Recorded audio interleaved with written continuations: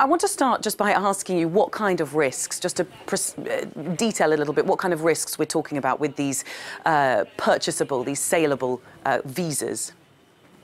Good morning. Yes, so the risk associated with this program is to let in some criminals and corrupt individuals as a result of insufficient control and checks made on the applicants to such visas and passports. We've seen some examples, a recent scandal exposed in the press about corrupt individuals, corrupt Brazilian tycoons allegedly involved in the Lava Jato case, getting some visa in Portugal, for example, some others getting some visas some passports in Cyprus. So the risk is big to let in some criminals and corrupt into the EU.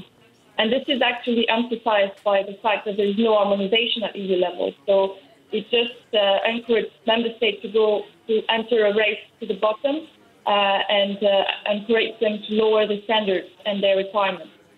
What about, there are also, it's interesting that you mentioned Portugal there are also some more limited residency rights available and that are offered in countries like Portugal, like the UK, like Spain, in return for investment in perhaps property or government bonds or even directly into the government budget. Are you also concerned by those? Yes, we've seen that the risk to apply for this kind of scheme. Even if they only offer residence rights, they also still allow for traveling around the EU, so it's a risk for the EU. And we also see some schemes that can offer after a few years a passport, like the Portuguese one, for example. Yeah, and the report that's come out today or yesterday is from the European Commission. But of course, Brussels doesn't have direct power to police the new schemes that it would like to see happen. Is that a failing, do you think? And would you like to see that change?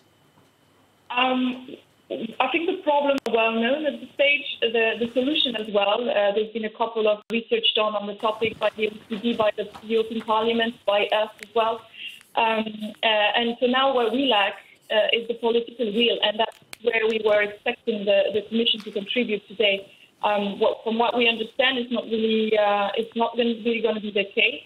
We were expecting a call for proper action, and that probably won't happen today. It's a shame because as long as there is political will, there is a legal way. That's what we've seen in a number of files here in Brussels. And the EU has the power to act as long as the objectives of the EU, the values of the EU, and the principles of the values of security, justice, and freedom are jeopardized.